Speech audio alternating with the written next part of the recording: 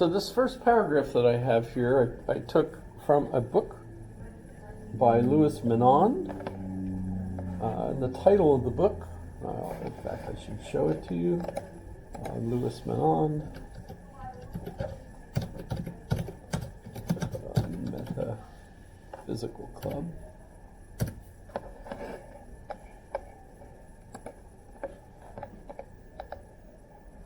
I think it's at least in my experience, the best book introducing you to who the American philosophers were, specifically the four that he covers in the book.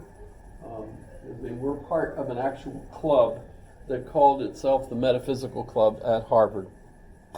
And so you could see it included Oliver Wendell Holmes Jr., who was the future Associate Justice of the United States Supreme Court, William James, the father of modern American psychology, Charles Sanders Peirce, who's a logician, scientist, and founder of semiotics, and actually pragmatism as a named philosophy, and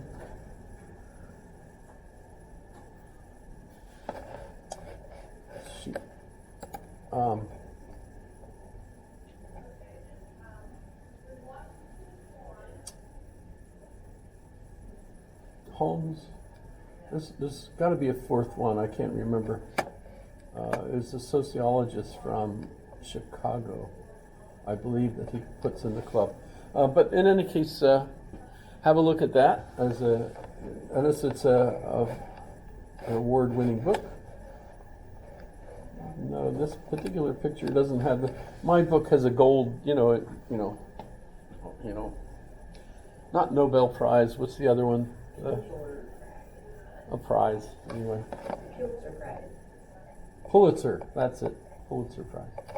So, Menand, by the way, is a great author and has written other things besides this, and I've lost my cursor here. So I've taken this quote from that book, and he says, during the 19th century and the early 20th century, and keep in mind that is confusing, because when you say the 20th century, you mean the whole 100 years that goes 1901, that's the 20th century. We're in the 21st century right now. Yes? Is that pretty clear? Okay. So it's always makes you feel like it's off a little bit. So the 19th century, of course, are the years that are 18 something, right? And includes, the Revolutionary War. I'm sorry, the Civil War. I don't know why I screwed that up. The Civil War between the states, 1860, 1865. But so, the key figures drew upon a variety of European orientations, British empiricism, Kant, Hegel, but an important group emerged which included Charles Sanders Peirce, William James, John Dewey, and George Herbert Mead. Okay, those are the four that he mostly covers in the book. Although there were sharp differences in their intellectual backgrounds, philosophic temperaments, training, and interests, nevertheless, there were also sufficient family resemblances so that they, as well as others, began to think of themselves as constituting a distinctive philosophic movement. William James, a gifted stylist and immensely popular lecturer, labeled the movement pragmatism and acknowledged Peirce as its founder. Sometimes it is said that pragmatism was born from James's misunderstanding of Peirce, and Peirce was so outraged, not really, by James' popularization that he renamed his own doctrine pragmaticism, a name ugly enough to be safe from kidnappers. Actually, the relationship between Peirce and James was very close until James died. In fact, James was the one that funded Peirce, which is quite a hoot why that happened. The word pragmatism, what does it mean? Remember, Kant used it in one of his books, the Pragmatic Anthropology is a book written by Kant. But pragma, from the Greek, that which has been done. And I put that there that it's similar to res, a thing. In Latin you say res cogitans, the thinking thing, etc. Kant used it as a relation to some definite human purpose. Peirce, and I noticed that I've got Peirce spelled two different ways, and I believe I have to look. What is the actual correct way? I always screw that up.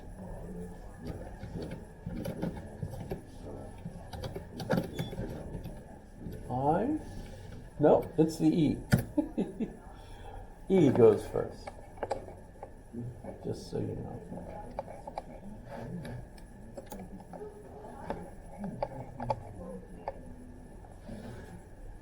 So Charles Sanders Peirce. How many of you have heard of Peirce or Charles Sanders Peirce?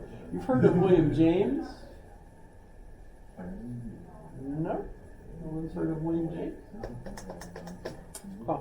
You could actually go to Barnes and Nobles, the bookstore here in town, and look in the philosophy section, and I can almost guarantee that if you look under William James, you will find the book, The Varieties of the Religious Experience, which was written in 1900, and it's still on sale as a new book, which is just kind of amazing. John Dewey, you've heard of John Dewey? Okay, not the Dewey Decimal System. It's a different Dewey, in any case. So, back to this. So, now I forgot again. Which spelling was right? E. E before I.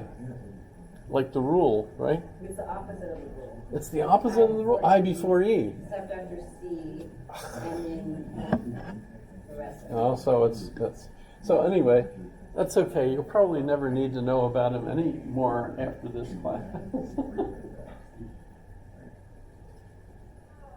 Which is a shame. But Kant, or Peirce, is concerned with how knowledge is related to human action. And that's specific to language, how language is related to meaning in the way we use the word. And his focus for pragmatism is a behavioral semiotics. Semiotics is a theory of signs. How does language associate with the way we mean things through our language? By the way, I'll make an interesting comparison. At least it's interesting to me, and that's the theory of mimetics instead of memetics.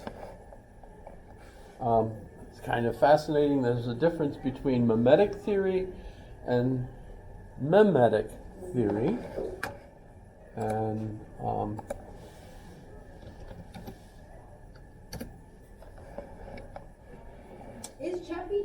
Is ChatGPT essentially a mimetic theory in action because it's taking the masses and turning it into the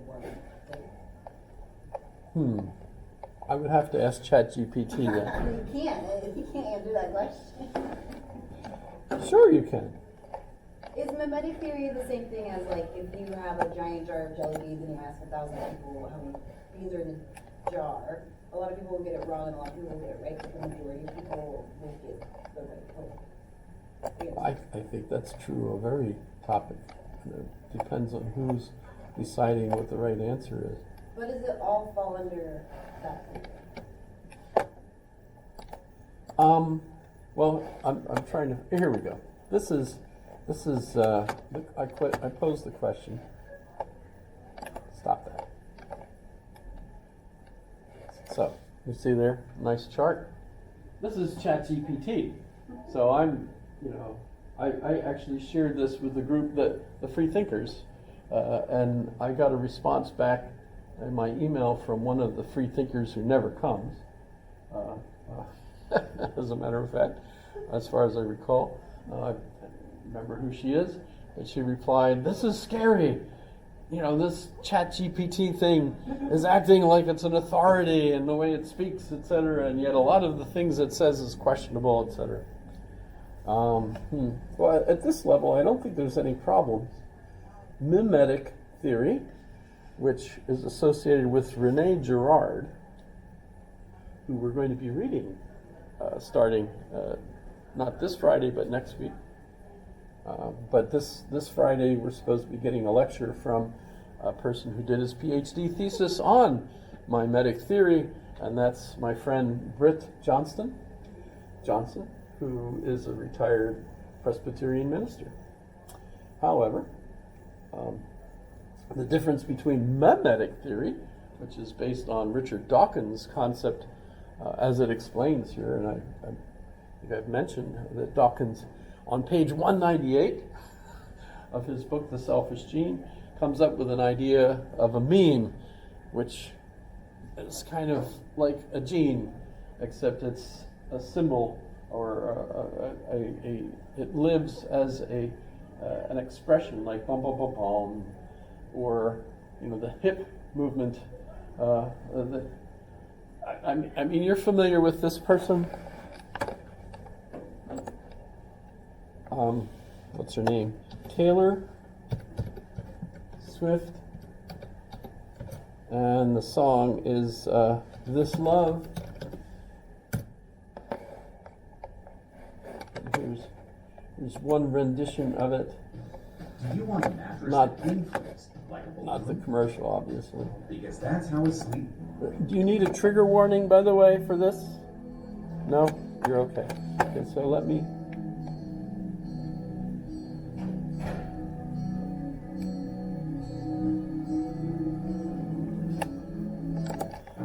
Okay.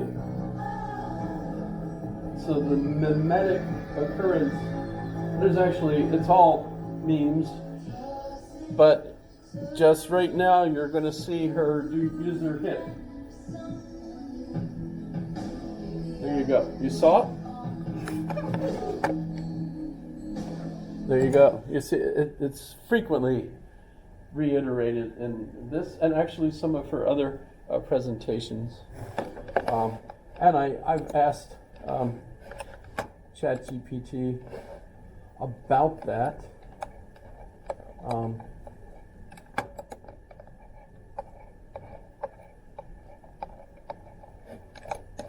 Must be further up here. Why is that?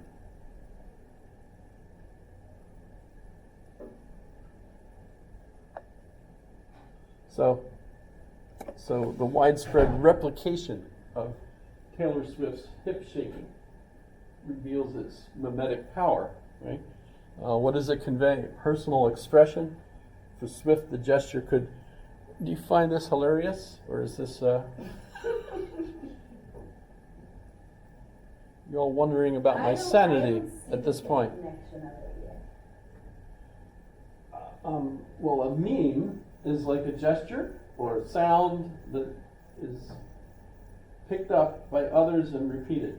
And by the way, this has apparently, this hip gesture is actually way older than Taylor Swift. But you know what? When males do it, nothing, right? Well, Elvis. Oh, wow. Elvis? I thought that's who you were going to look up instead. No. Well, yeah, there is. He does, doesn't he? Ooh, you just totally destroyed my theory. I just think there are certain gestures that women can make, and other kinds of gestures that, like driving along. Even just this morning, see another driver going by, he's male, I go like this, he goes like this. You ever do that? It's just a head nod, right?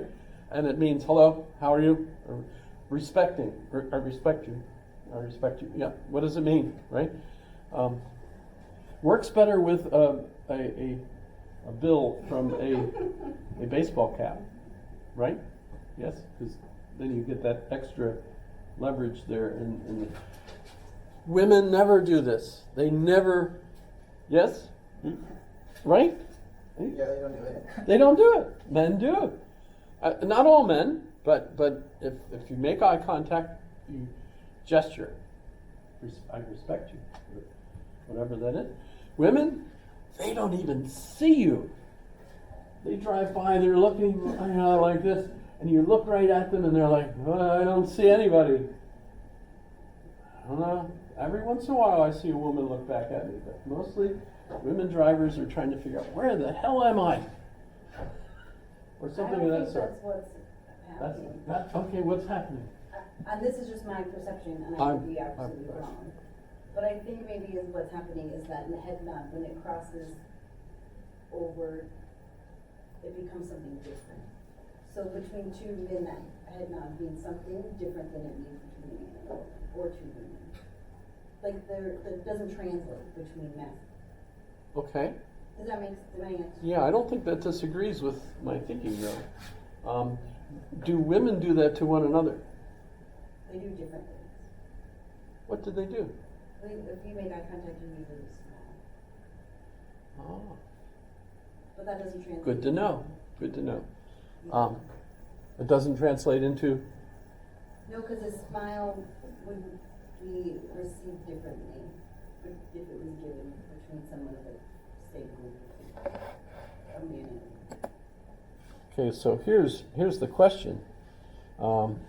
How does the theory of semiotic of Charles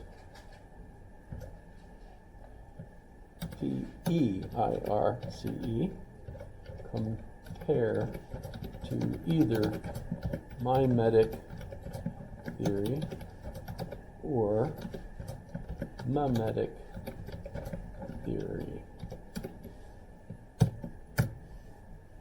It'll ignore my misspellings. Okay, now we gotta go find where the heck it's answering.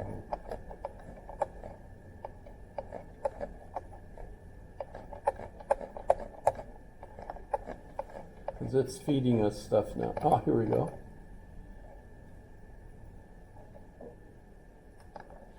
So Charles Peirce's semiotic theory, focusing on the triadic relationship between signs, objects, and